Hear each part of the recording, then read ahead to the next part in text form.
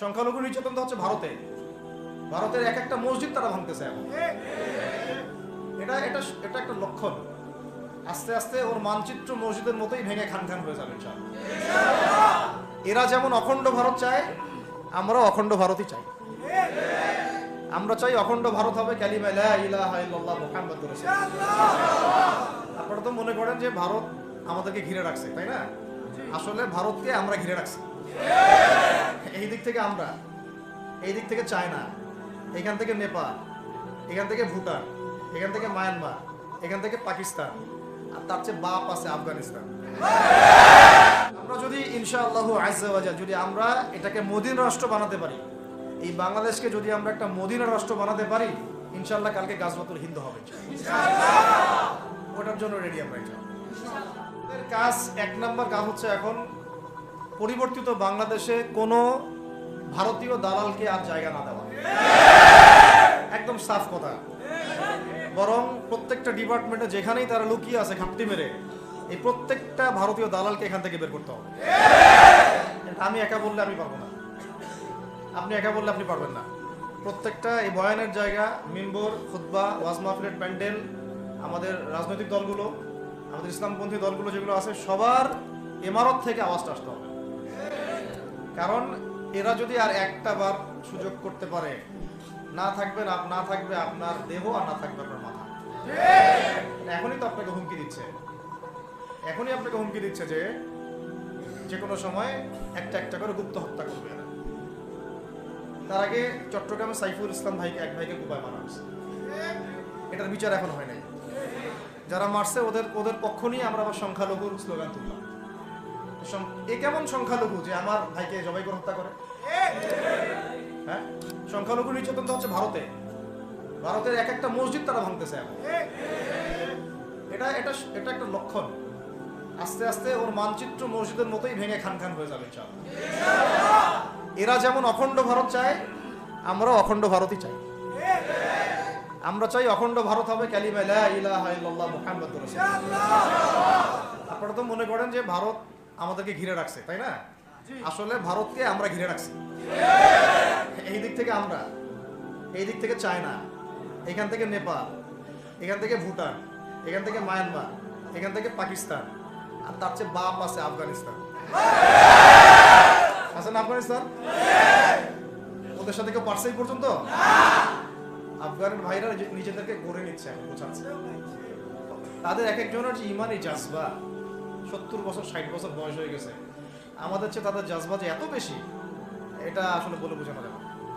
এখন কথা হচ্ছে, আমরা একটা কাপুরুষতার পরিচয় দিচ্ছি। নেপাল ওকে টাইম দেয় না, ভুটান টাইম দেয় না, মায়ানমার টাইম দেয় না, চায়না তো দেয়ই না। আর আমরা তাকে একেবারে প্রভুর আসনে বসায় রাখছি। আমরা কি দিছি? আমরা ইলিশ দেই, আমরা ট্রানজিট দেই, আমরা রেল দেই, আমরা বন্দর দেই, আমরা আর কি দেই? গ্যাস তো দেই মাশাআল্লাহ। তারপরে পণ্যগুলো তো দিচ্ছি, গার্মেন্টস দিয়ে দিচ্ছি, আমাদের প্রশাসনের মধ্যে লোকজন দিয়ে দিচ্ছি, কর্মী শ্রমিক দিয়ে দিচ্ছি। এই জন্যই তো বলি, কেন সে স্ট্যাটাস দেয় যে এই স্বাধীনতা তার স্বাধীনতা। এটাই তো আমরা কারণ। তার মানে তারা আমাদের সার্বভৌমত্বটাকে স্বীকার করে না, তাই না? তারা যদি আমাদের স্বাধীনতা সার্বভৌমত্বকে স্বীকার করতোই, তাহলে তো এরকম স্ট্যাটাস দিত না।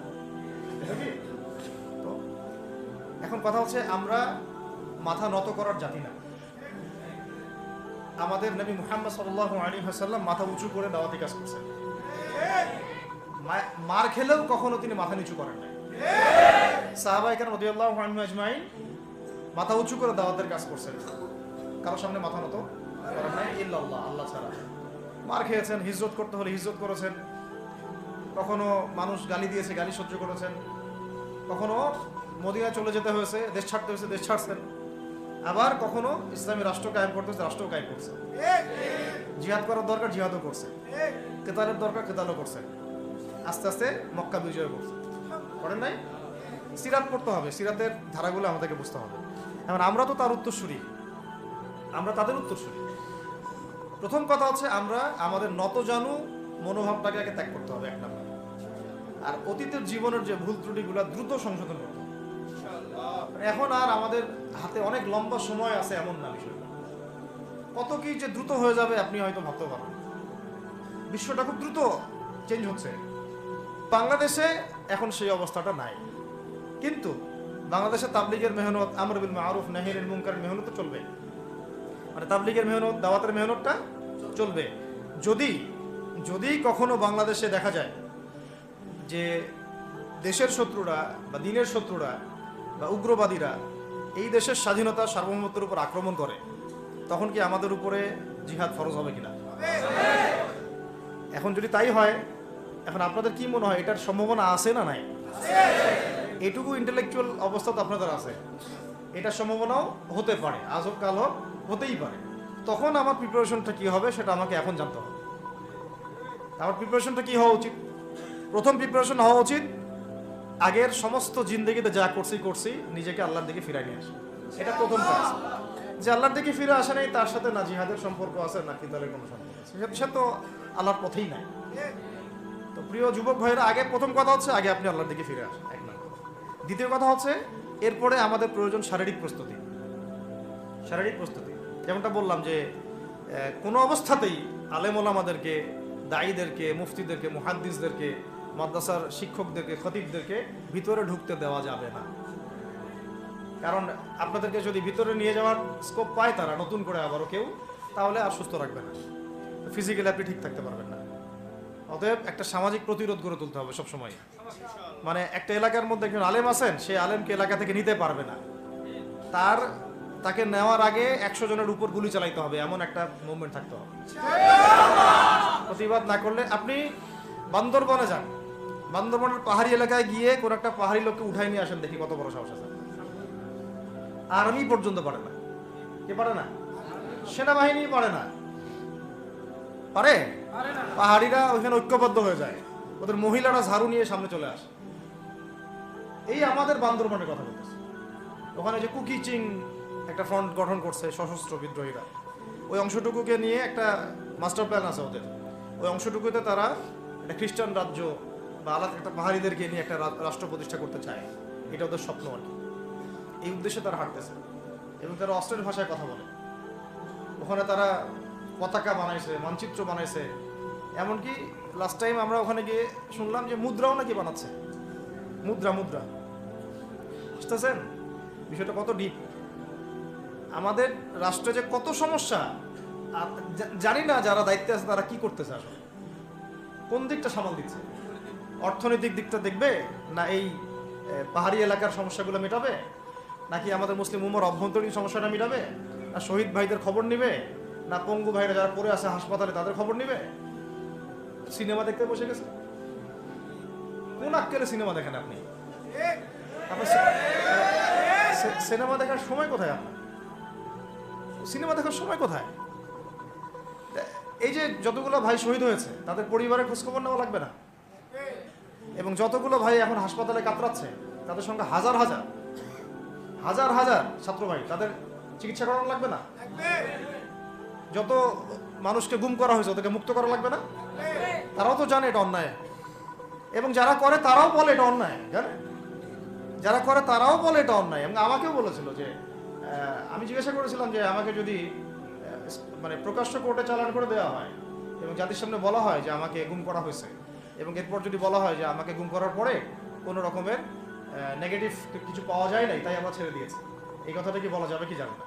তারা বলছে যে না, এটা বলা যাবে না, কারণ এই কাজটা তো মানবতা বিরোধী অপরাধ, এটা করলে তো বললে তো সবাই আবার বুঝে নেয়। তো এই হলো অবস্থা। ওখানে আমরা বুঝেছি যে বাংলাদেশের প্রশাসনে দুইটা ভাগ আছে। একটা ভাগ হচ্ছে মারাত্মক রকমের ইসলাম প্রিয় এবং দেশপ্রেমিক, মাশাআল্লাহ, আমরা তাদেরকে স্যালুট জানাই, কিন্তু আপনারা ভুল জায়গায় শ্রম দিচ্ছেন। আপনারা ভুল জায়গায় মেধা, শ্রম এবং আপনাদের জীবন নষ্ট করতেছেন। আপনাদের থাকা দরকার ছিল ওলামায়ে কেরামদের সাথে, তাহলে আপনাদেরকে টক্কর দিয়ে কেউ সামনে যেতে পারতো না। আপনারা খালিদ বিন ওয়ালিদ হতে পারতেন আমাদের, আপনারা কিন্তু ওমর ইবনুল খাত্তাব হতে পারতেন। ওইখানে ঢুকে আপনারা শুধুমাত্র দুনিয়ার স্বার্থে সব নষ্ট করতেছেন। আমাদেরকে বলা হচ্ছে হুজুর বদদোয়া করিয়েন না, হুজুর ছেড়ে দিচ্ছেন, আমাদেরকে বদদোয়া দিয়েন না আবার বের হয়ে। আমাদের চাকরি এটা, ডিউটি এটা। এক ভাই আমাকে কোরআন এনে দিয়েছিল, নির্জনতা, তো ওখানে নির্জনতার সঙ্গী হচ্ছে কোরআন এবং নামাজ। তো এক ভাই দেখেছে আমি একটু নির্জন, মন খারাপ বসে আছে, একটা কোরআন নিয়ে এসে দিয়েছে, হুজুর কোরআন পড়েন আপনি, মন ভালো হবে। আরেকজন এসে কোরআন নিয়ে চলে গেছে।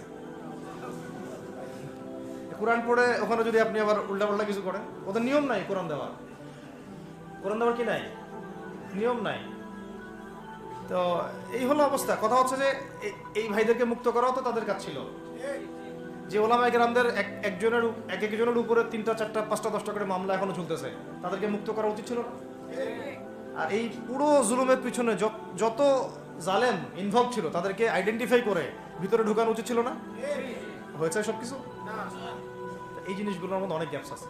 এগুলো যদি এভাবে চলতে থাকে তাহলে আগামীতে আমরা যারা ইসলামিক রাজনীতি করব বলে চিন্তা করতেছি বা ইসলামকে রাষ্ট্র ক্ষমতায় নিতে চাই, আমরাও কিন্তু বেগ পাবো, আর ভালো রকমের বেগ পাইতে হবে। আর বিগত সময় আমরা অনেক ভুল করছি, যেমন মন খারাপ করেন না, এগুলো আমরা ভুল করছি। এই যে আমরা সেকুলারদেরকে অনেক বিশ্বাস করে ফেলছি, ওদের সাথে জোট করতে গেছি, ঠিক আছে, ওদেরকে আমরা ভাই বোন করার চেষ্টা করছি। আসলে এদের সাথে কাফেরদের সাথে কোনো পার্থক্য নেই। সেকুলারিজমে যারা আছে আর কুফার যারা, এদের মধ্যে কোনো পার্থক্য নেই। ওই কালিমা পড়া না পড়ার পার্থক্য, তো বাকি আপনার পিঠে ছুরি এরাও মারবে ওরাও মারবে। আর আমি ছোট মানুষ, ছোট জায়গা থেকে বলতে চাই যে আমাদের যে ওলামায়ে কেরামগণ মাঠে আছেন, যে রাজনৈতিক দলগুলো আপনারা মাঠে আছেন, এবার আপনারা কোনো রুটির টুকরার জন্য লড়বেন না, এবার পুরা রুটি নিয়ে লড়বেন। প্রত্যেক আসনে প্রার্থী দিবেন আপনারা, যেহেতু এর বাইরে সিস্টেম এখন অন্য সিস্টেমে যাওয়ার সুযোগ হচ্ছে না, তাহলে পুরা রুটিটার জন্য লড়তে হবে আপনাদের। আমাদের টার্গেট হচ্ছে এখন একটা ইসলামপন্থী সরকারকে রাষ্ট্র ক্ষমতায় নিয়ে যাওয়া, এটা আমাদের এখন প্রধান টার্গেট। এখন আমাদের এজেন্ডা স্পষ্ট, কোনো গোপন এজেন্ডা নাই। আমাদের কি নাই? কোনো গোপন এজেন্ডা নেই। আমরা চাই বাংলাদেশে এখন একটা ইসলামপন্থী রাষ্ট্র ব্যবস্থা গড়ে উঠুক, ইসলামপন্থী সরকার শাসন ক্ষমতায় আসুক। এটার জন্য আপনাদের সবার ভূমিকা আছে। কেউ কথা দিয়ে ভূমিকা রাখবেন, কেউ লিখবেন, কেউ বলবেন, কেউ যেভাবে হোক আপনাকে ভূমিকা তো রাখতেই হবে। কারো বসে থাকার সুযোগ নেই এখন আর। এই রাষ্ট্রটাকে ইসলামিক রাষ্ট্র হিসেবে গড়ার দায়িত্ব এখন সবার কাঁধে আসছে। আমরা আমাদের জায়গা থেকে বলতেছি, বাকি কাজ কিন্তু আপনাদেরকে করতে হবে। আল্লাহ পাক করার তৌফিক দান করে। আর ইসলামপন্থী ভাইদের আপোষের যে দূরত্ব, এটা কমায় ফেলতে হবে। এই দূরত্ব রাখা যাবে না। ইখতিলাফ আছে থাক, যদি আকীদাগত মৌলিক কোনো পার্থক্য না থাকে, আমরা তো ভাই ভাই নাকি? আমাদের চেয়ে কি মানে সেকুলাররা আমাদের বেশি বড় ভাই? আমাদের চেয়ে কি ওই যে নাস্তিক মুরতাদরা আমাদের বড় ভাই? কমিউনিজমে যারা আছে ওরা আমাদের বড় ভাই? এই গণতন্ত্রপন্থী যারা একবারে কট্টর, ওরা আমাদের যিনি ভাই নাকি? আমাদের তো ভাই, সোজা কথা হচ্ছে ইন্নামাল মুমিনুনা ইখওয়া, ইন্নামাল মুমিনুনা, মুমিন যারা মুমিন, মুমিন ভাই। মুমিনে মুমিনে কি ভাই, খালাস। আল মুসলিম ওয়া আখুল মুসলিম, মুসলিমের ভাই কি মুসলিম, খালাস, এইটুক। মুসলিম আমার ভাই, মুসলিম আমার ভাই। এখন যারা এদেশের রাষ্ট্র ক্ষমতা ইসলামকে চায় না, তারা আমাদের ভাই না। সে যে কোনো নামে আসুক, এক্স ওয়াই জেড, দেখার দরকার নেই। এক্স নামে আসুক, ওয়াই নামে আসুক, জেড নামে আসুক, যারা রাষ্ট্র ব্যবস্থা ইসলামকে চায় না, তারা আমার ভাই না। সোজা কথা। এবং রাষ্ট্র ব্যবস্থা ইসলাম চায় যে ভাইরা আমাদের, ওই ভাইদেরকে একসাথে থাকতে হবে। আল্লাহর কসম করে বলতেছি, ইনশাআল্লাহ যদি এই ভাইরা আমরা একসাথে থাকতে পারি, এর সাথে আমরা দায়ীরা, তালেবে ইলমরা এবং আপনারা তো যুব সমাজ আছেন, আমাদেরকে টক্কর দিয়ে বাংলাদেশের রাষ্ট্র ক্ষমতায় কেউ যাইতে পারবে না ইনশাআল্লাহ। সবাইকে ভূমিকা রাখতে হবে। এখন অন্য আলোচনা চেয়ে এই আলোচনাটাই বেশি দরকার। অন্য আলোচনা অনেক শুনছেন জীবনে, এখন বাংলাদেশের দরকার একটা ইসলামপন্থী রাষ্ট্র ব্যবস্থা। এর বাইরে কোনো আলাপ নাই। এটা প্রতিষ্ঠা করার জন্য কি করতে হবে সেটা ফিকির করা। তো কি করতে হবে বলেন? প্রথম কথা হচ্ছে আমাদেরকে আগে বৈশ্বিক জালেমদেরকে চিহ্নিত করতে হবে। পুরো বিশ্বে কারা জালেম, এটা কি চিন্তা করা বাকি আছে? এই কথা বলতে যে ভয় পায়, তার তো নবীর ওয়ারিস হওয়ার দাবি করার উচিত না। ঠিক আছে, ঠিক আছে। এখন যে মানে সম্ভাবনা শেষ হয়ে গেছে এমনও না।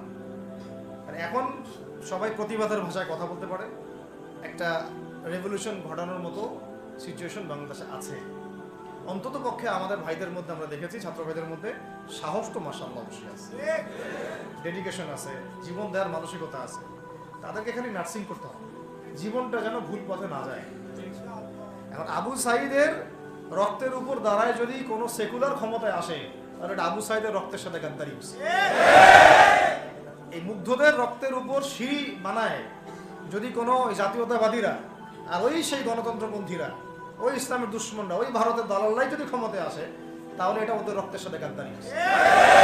এই গাদ্দারির মাফ হবে না। এইটা পলাশির যুদ্ধের চেয়ে বড় মির্জাফরি হয়েছে, এটা ৭১-এর চেয়ে বড় রাজাকারী হয়েছে। আপনারা বলেন যে দেখেন, ভালো করে বুঝেন, গুম হয়েছে এক শ্রেণী, আমার কথা মন খারাপ করে না, এক শ্রেণী গুম হয়ে গেছে, এক শ্রেণী ক্রসফায়ার, এক শ্রেণীর শাপলা চত্বরে রক্ত দিছে, তাই নাই? এক শ্রেণী ওলামায়ে কেরাম মামলা নিয়ে ঘুরে বেড়াচ্ছে মাথার উপরে, এক শ্রেণীর ছাত্র ভাইরা রাস্তায় শহীদ হলো, আর এক শ্রেণীর ছাত্র ভাইরা পঙ্গু হয়ে হাসপাতালে বেডে পড়ে আছে। ক্ষমতায় গেছে কারণ নতুন এক শ্রেণী, হ্যাঁ। এবং ওখানে এমন কিছু মানুষ আছে যাদের সাথে আন্দোলনের কোনো সম্পর্ক ছিল না, সম্পূর্ণ উড়ে এসে জুড়ে বসছে তারা। তাহলে এখানে ইসলামিক রাজনৈতিক দলগুলোকে সামনে রাখা যাইতো, তাদের থেকে তো উপদেষ্টা একটাও নেই। জামাত ইসলাম থেকে একটা উপদেষ্টা নিছে কিনা? হেফাজত ইসলাম থেকে কোনো উপদেষ্টা নিছে কিনা? আমাদের চরমনায় থেকে একটা উপদেষ্টা নিছে কিনা বলেন? তার মানে রাষ্ট্র গঠনে আমাদের কোনো ভূমিকা নাই না। আমাদেরকে বুঝাইছে যে আপনারা পরে আসে ইলেকশন দিব, তখন আপনারা ইলেকশন লইলেন। ইলেকশন সে কবে দেয় সেটাও দেখেন, আদৌ দেয় কিনা সেটাও দেখেন। কাকে বিশ্বাস করবেন? বিশ্বাসটা করবেন কাকে? যখন মোস্তফা সরোয়ার ফারুকের মধ্যে একজন উপদেষ্টা হচ্ছে, বিশ্বাসটা আপনি করবেন? সারা জীবন মানুষকে পরকীয়া শিখাচ্ছে, তার কোন যোগ্যতায় সে উপদেষ্টা হচ্ছে? আচ্ছা, একটা কাজ করেন, এটা উপদেষ্টা করার জন্য একটা পরীক্ষা নেন না, দেখি বিসিএস এর মতো, দেখেন না এরা পাস করে কিনা। অথবা আপনি একটা কাজ করেন, ইসলামিক সেন্সের পরীক্ষা নেন, দেখেন কুরআন তেলাওয়াত করতে পারে কিনা। কিসের ভিত্তিতে হলো? এই যে এই সমস্যাগুলো থেকে গেছে, তারপরেও যা হয়ে গেছে হয়ে গেছে। এখন আমাদের যেটা কথা সেটা হচ্ছে, আমরা তো আর কোনো বিদ্রোহে যেতে চাই না, আমরা যে শান্তিপূর্ণভাবে ইসলাম প্রতিষ্ঠা করতে। কিন্তু প্রয়োজনে যদি তারা মানে আমাদের উপর জুলুমের ভাষা বেছে নেয়, তাহলে আমরা অবশ্যই এবার প্রতিবাদের ভাষা বেছে নেব। এই জন্য সবার আগে জরুরি হচ্ছে যুবকদেরকে এক কাতারে থাকা, ইসলামপন্থী ভাইদের সাথে থাকা, ইসলামী সংগঠনের সাথে থাকা, এবং নাম XYZ যেটাই হোক না কেন, নাম XYZ হতে পারে, আপোষে ভাই ভাই হয়ে থাকা। এটাতে যদি ভাই আমরা এবার ভুল করি, আল্লাহর কসম করে বলতেছি, আল্লাহ না করুক, এরপরে যদি মায়ের আসে, না আপনি বাঁচবেন না, কেউই না, ইনশাআল্লাহ ওই দিন আসবে না। আর আমরা যদি ইনশাআল্লাহ আজ্জা ওয়া জাল যদি আমরা এটাকে মদিনা রাষ্ট্র বানাতে পারি, এই বাংলাদেশকে যদি আমরা একটা মদিনা রাষ্ট্র বানাতে পারি, ইনশাআল্লাহ কালকে গাজওয়াতুল হিন্দ হবে ওটার জন্য রেডি আমরা। পাকিস্তানের কাছে কিছুই না, আছে খালি 10টা 12টা পারমাণবিক অস্ত্র, তাতেই ভয়ে কাঁপতে থাকে। চায়না খালি একটু ভয় দেখায় যে আগাইলে কিন্তু সিকিম নিয়ে নিব, আগাইলে কিন্তু চিকেন লেগ গিলে ফেলবো। চায়নার ওই ছোট ছোট যোদ্ধাদের কাছে যে মাইকটা খায়, আর আমাদের এখানে দেখা যায় যে সীমান্তর মধ্যে একটা কৃষকও যদি সীমান্ত থেকে দূরেও হাল চাষ করে, ওকে গুলি করে মেরে ফেলা নেই। ফেলানির কথা ভুলে গেছেন আপনারা? আমাদের বন্যা, এরকম কতগুলো মানুষকে সীমান্ত হত্যা করে মারা হয়েছে। আজকে গুগলে গিয়ে সার্চ করে দেখেন কতগুলো মানুষকে বিগত 15 বছরে সীমান্ত হত্যা করা হয়েছে। তো এখানে আমাদের স্বাধীনতার প্রশ্ন আসে না, এখানে গণতন্ত্রের কথা আসে না, সার্বভৌমত্বের কথা আসে না, না, বরং তারা ক্ষমতার জন্য ওদের কাছে ইমান বিক্রি করে দিয়েছে। ক্ষমতার জন্য এই উগ্রদের কাছে, মানে উগ্র হিন্দুত্ববাদীদের কাছে ওরা তাদের ইমান, ওদের আমল, ওদের তাকওয়া, ওদের দিন সব বিক্রি করে দিয়েছে। এই জন্য আমি আগে বলেছি একটা লেকচারে যে আমরা যদি বিরিয়ানি খেতে চাই, আপনি যদি বিরিয়ানি খেতে চান, একটা পাত্র নেবেন কিনা? আচ্ছা, পাত্রটা যদি ময়লা থাকে খাবেন? পাত্র অনেক ময়লা আছে, আপনি ওইখানেই বিরিয়ানি ঢালবেন, তাহলে খাওয়া শুরু করবেন? সবার আগে আপনি কি করেন? এটাকে ধোন, পরিষ্কার করেন, তাই না? বাংলাদেশকে যদি আপনি ইসলামী রাষ্ট্র হিসেবে করতে চান, আগে এই দেশের মধ্যে যে পয়জনগুলো আছে এগুলোকে দূর করতে হবে, সমস্ত পয়জনকে ধুয়ে সাফ করতে হবে। তারপরে যে খেলাফা বা শরিয়া বা ইমারা যেটাই আসুক, ইমারা এক জিনিস, খেলাফা আর এক জিনিস। আমি এক কথায় বোঝাচ্ছি ইসলামী রাষ্ট্র ব্যবস্থা। ইসলামী রাষ্ট্র ব্যবস্থা যদি ইসলামী রাষ্ট্র ব্যবস্থা তারপরে আসে, জমিন সাফ করার পরে, তখন সেটা সাস্টেইন করবেন ইনশাআল্লাহ। আর যদি ময়লার মধ্যেই ইসলামী রাষ্ট্র কায়েম করতে চান, তখন হবে উদাহরণটা এরকম যে আপনি এই নোংরা ড্রেনের মধ্যে নেমে গায়ে সাবান মাখা শুরু করছেন, হাততে কোনো লাভ হবে। বরং ওই নোংরাই আপনাকে খেয়ে ফেলবে। ঠিক আছে, ডেমোক্রেটিক সিস্টেমের মধ্য দিয়ে যদি আমাদের ভাইরা ক্ষমতা যেতে পারে, যাক না, সমস্যার কিছু নাই। এটা কতটুকু জায়েজ না জায়েজ, হালাল হারাম সুন্নাত, এদিকে আমি যাচ্ছি। এবং এটা নিশ্চিত তারাও জানে এটা সুন্নাত না, তারাও জানে এটা কি না, সুন্নাত পদ্ধতি না। কারণ রাসূলুল্লাহ সাল্লাল্লাহু আলাইহি ওয়াসাল্লাম দাওয়াতের মধ্য দিয়ে এবং সশস্ত্র যুদ্ধের মধ্য দিয়ে মানে মক্কা বিজয় করেছেন। দাওয়াতের মধ্য দিয়ে তিনি মদিনা রাষ্ট্র কায়েম করেছেন। তারপরে মদিনা রাষ্ট্রকে বেস করে আস্তে আস্তে আরও রাষ্ট্রকে এক্সপেন্ড করেছেন। বদর, উহুদ, খন্দক, খায়বার এগুলো হয়েছে, আস্তে আস্তে মক্কা বিজয় হয়েছে। মূল ছিল আগে মদিনা রাষ্ট্রটা কায়েম করা। তো আমরা যে কোনোভাবেই হোক মদিনা রাষ্ট্রটা আমাদের কায়েম করতে হবে। তারপরে ইনশাআল্লাহ তাআলা দেখবেন, হ্যাঁ, ওই অখণ্ড ভারত আমরাও কায়েম করবো ইনশাআল্লাহ। সংখ্যা দিয়ে কিচ্ছু না, ওদের সংখ্যাকে আমরা ভয় পাই না, ওদের সংখ্যাকে ভয় পাওয়ার কিচ্ছু নেই, সংখ্যাকে ভয় পাওয়ার কিচ্ছু নেই। কারণ এই যে কোরআন, আমার সামনে যে কোরআনটা আছে, এটা দেখে একটু খারাপ লাগলো। কোরআনের যে অবস্থা, এটা খুব মনের কষ্ট দিল আর কি। কোরআনটা হবে চকচকা, এটা দেখে বোঝা যাচ্ছে এটা অনেকদিন কেউ পড়েই নাই। আপনাদের বাসার যদি কোরআনের এই হালত হয়, তাহলে আমাদের দ্বারা দিন কায়েম হবে না। আপনার কোরআনের হালত হবে এমন যে কোরআনে এক বিন্দু পরিমাণ কোনো ময়লা নাই, প্রত্যেকদিন আপনার হাতের স্পর্শেই ময়লা দূর হয়। তখন এই কোরআন আপনার পক্ষে কথা বলবেন ইনশাআল্লাহ। ভাই, কোরআনের কাছে চলে আসেন, আর দেরি করেন না, সময় নাই। আল্লাহ পাক সবাইকে কবুল করেন, আমিন। এই মসজিদগুলোকে কাজে লাগান, এখানে তালিমি বৈঠক চালু করেন প্রত্যেক সপ্তাহে। আমি যদি প্রত্যেক মাসে রংপুরে আসি, প্রত্যেক মাসে সময় দেবো ইনশাআল্লাহ। আপনারা এখানে ইমাম ঠিক করেন, খতিব ঠিক করেন এবং ওই যে টিচার ঠিক করেন, করে আপনারা কোরআন শিক্ষার ব্যাচ চালু করেন, কোরআনের তাফসীরের ক্লাস চালু করেন, তারপরে তুলনামূলক আরবি ভাষা শিখেন। মানে এগুলো শিখে নেন তাড়াতাড়ি, সময় নাই এগুলো, আমাদের হাতে সময় কম। এগুলো আজকে থেকে 10 বছর আগেই শেখা উচিত ছিল, তাই না? কিন্তু আমাদের এই সেকুলার শিক্ষা ব্যবস্থা আপনার জীবন থেকে 20 বছর কেড়ে নিছে। 20 বছর পড়াশোনা করার পরে আমি চ্যালেঞ্জ করতেছি, এই যে লাখ লাখ টিচারকেও যদি আপনি কোরআন তেলাওয়াত ধরেন, সহি বলতে পারেন, অথচ তারা জাতির শিক্ষক হয়ে বসে আছে। সেকুলার শিক্ষা ব্যবস্থাটা আমাদের জীবন থেকে পুরা ইসলামের হকটাকে নষ্ট করে ফেলছে। আপনার অধিকার ছিল যে আপনি একজন স্কুলের স্টুডেন্ট, আপনি কোরআন পড়তে পারবেন। আপনি একজন কলেজের স্টুডেন্ট, আপনি কোরআনের তাফসীর করতে পারবেন। আপনি একজন ইউনিভার্সিটি পাস করেছেন, আপনি হাদিসও পড়তে পারবেন, এবারও তো দিতে পারবেন, এরাও দিতে পারবেন। এটা আপনার হক ছিল, কিন্তু এই হকটা নষ্ট করছে কারা?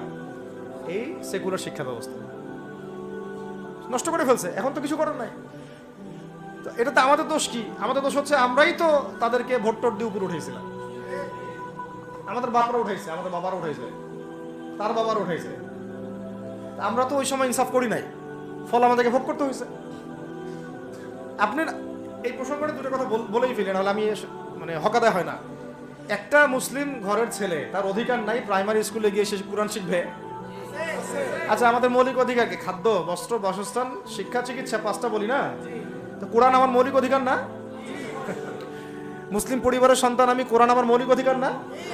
তারপর প্রাইমারি স্কুল আপনাকে শিখায় নাই, হাই স্কুল আপনাকে শিখায় নাই, এমনকি কারমাইকেল শিখাইছে আপনাকে, বেগম রোকেয়া বিশ্ববিদ্যালয় শিখাইছে, এরাও শিখায় নাই।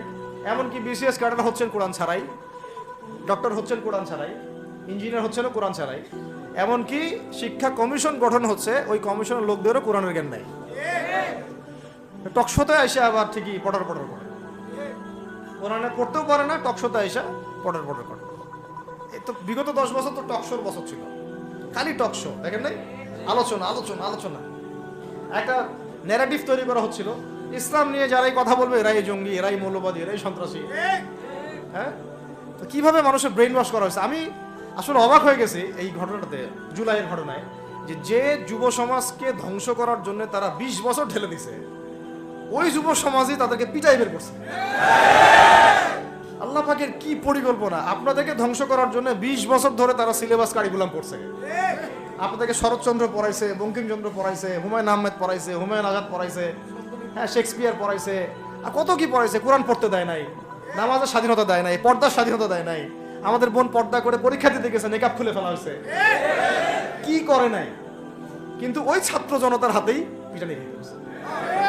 আল্লাহ পাকের দেখছেন কি একটা মিরাকেল, আল্লাহ পাকের কি মানে কুদরত, কারিশমা। ঠিক কিরকম হয়েছে জানেন?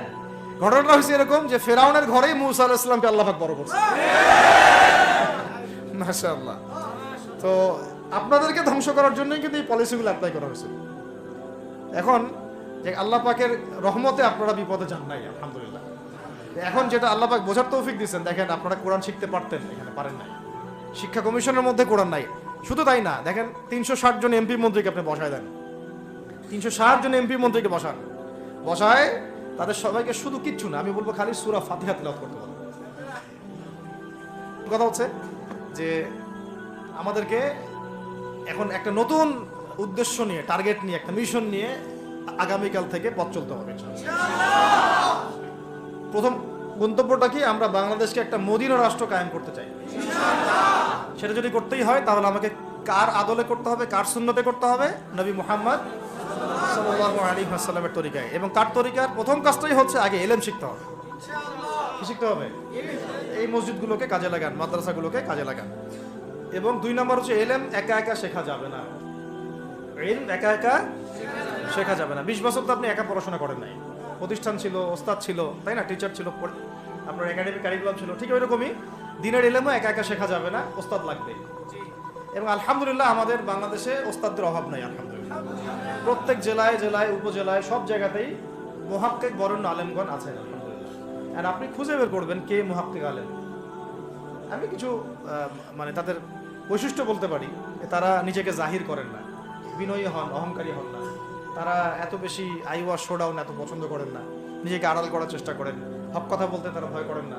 এবং তারা অনেক গভীর জ্ঞানের অধিকারী হওয়া সত্ত্বেও অনেক বেশি বিনয়ী হন না। এগুলো দেখে আপনি চিনবেন। ঠিক আছে? আমাদের সালাফরা তো বলতেন যে মুহাক্কিক মানুষকে পাবেন 2 জায়গায়, এক হচ্ছে মাটির তলে, আরেকটা হচ্ছে জেলখানায়। ঠিক আছে? তো যাই হোক, এখন অনেক বরেণ্য উলামায়ে কেরাম আমাদের সমাজে আছেন। তাদের যে কারোর সাথে অন্তত একজনের সাথে নিসবত রাখেন, অন্তত একজনের সাথে নিসবত রাখেন। ঠিক আছে?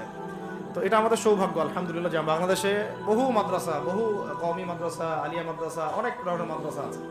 কিছু সংকীর্ণতা বা কিছু সমস্যা আমাদের মধ্যে থাকতে পারে, এটা যে কোনো জায়গায় থাকতে পারে, কিন্তু আলহামদুলিল্লাহ এই খেদমতটুকু আছে বলেই এখন পর্যন্ত দ্বীন ইসলামকে তারা মিটাইতে পারে নাই। তো ইলম শিখবো 1 নাম্বার। 2 নাম্বার হচ্ছে ইলম মুহাক্কিক কোন আলেমের সোহবতে শিখবো, একা একা শিখবো না। 3 নাম্বার হচ্ছে যা শিখবো আমলে নিয়ে আসতে হবে। কি বললাম? যা শিখবো আমলে নিয়ে চলে আসতে হবে, ফেলে রাখা যাবে না। আল্লাহ আমাকে তৌফিক দেন, আপনাদের সবাইকে তৌফিক দান করেন। 4 নাম্বার সময় কাজে লাগাইতে হবে, সময় কাজে লাগাইতে হবে। কোনো অবস্থাতেই আর হেলায় ফেলায় সময় নষ্ট করবো না। আমিও করবো না ইনশাল্লাহ, আপনারাও করবেন না ইনশাল্লাহ। 5 নাম্বার হচ্ছে নিজের প্রতিভাকে খুঁজে বের করবেন। সবাইকে আল্লাহ কিছু না কিছু প্রতিভা দিয়েছে, প্রতিভা খুঁজে বের করে ইসলামের জন্য কাজে লাগাবেন। 6 নাম্বার হচ্ছে যাদের রিজিক হালাল তাদের তো আলহামদুলিল্লাহ কোনো সমস্যা নেই। যাদের হারাম রিজিক আজকে ছাড়তে হবে। কোনো সুদের সাথে সম্পৃক্ত থাকা যাবে না, কোনো ঘুষ, কোনো দুর্নীতি, কোনো মাপে কম দেওয়া, কোনো হারামে আমি খাবো না, আমি কোনো হারামের কাছে যাব না। আর উত্তরবঙ্গের বড় বড় ফেতনাগুলোর মধ্যে এই সুদী এনজিওদের ফেতনাও আছে, কাদিয়ানিদের ফেতনাও আছে, তাই না? তারপরে আপনার এই যে ইসাই মুসলিমদের একটা ফেতনা আছে না, একটা ফেতনা আছে। তারপরে এই আপনার বিড়ি ফ্যাক্টরি, তামাক ফ্যাক্টরির এগুলা ফেতনা আছে, হারাম খাবার। আবার নতুন করে ইসকনের ফেতনাও উত্তরবঙ্গে দেখা যাচ্ছে। তো এই ফেতনাগুলোকে চিহ্নিত করে আপনাকে বেঁচে থাকতে হবে এবং রিজিকটাকে হালাল করে ফেলতে হবে। ঠিক আছে? এর পাশাপাশি হচ্ছে 6 নম্বর বলবো যে পরিবারগুলো গড়ে তুলতে হবে। প্রত্যেকটা পরিবার হবে একটা দুর্গ। মানে আমার পরিবার হচ্ছে আমার একটা ইসলামিক রাষ্ট্রের মতো। এই পরিবারের মধ্যে অন-ইসলামিক কোনো কাজ চলে না।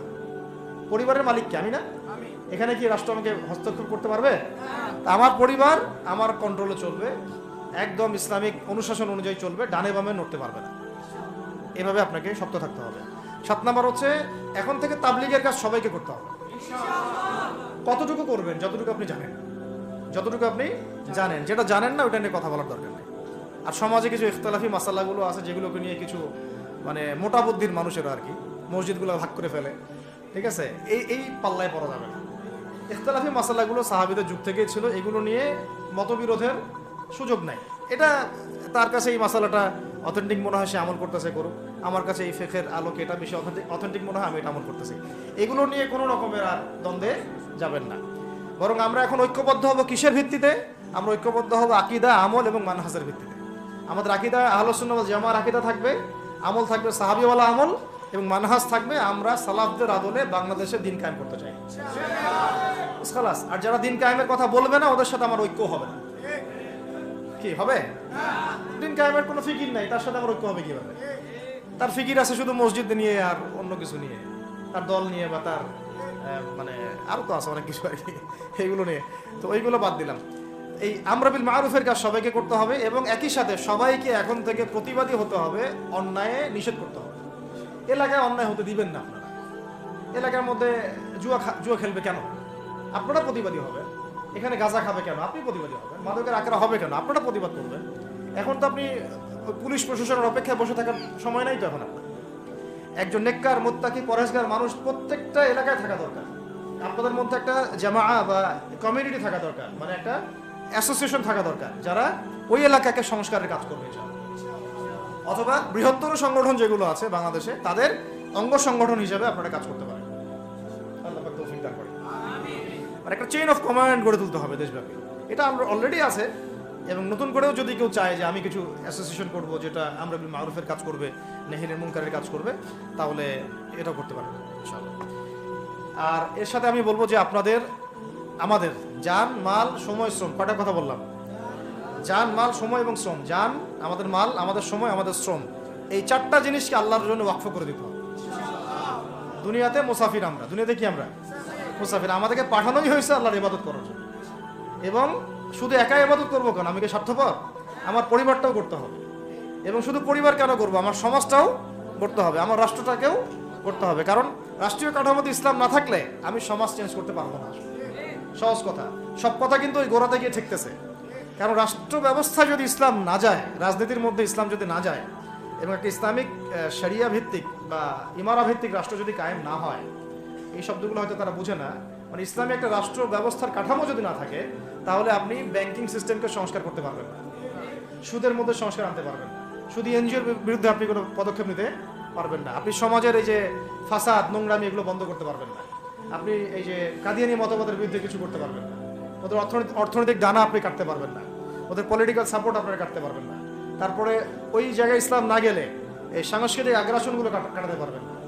পাশের প্রতিবেশী রাষ্ট্রদের যে আগ্রাসী ভূমিকা, এগুলোর ব্যাপারে আপনি কোনো পদক্ষেপ নিতে পারবেন না। তাই ওই জায়গা পর্যন্ত যদি না যেতে পারি আমরা, তাহলে কথাগুলো শুধু বলাই হবে, কোনো বাস্তবায়ন হবে না। অতএব আমাদের মূল কাজ একটা, এখন ওই উপরের লেভেলে ইসলামকে নিয়ে যাওয়া।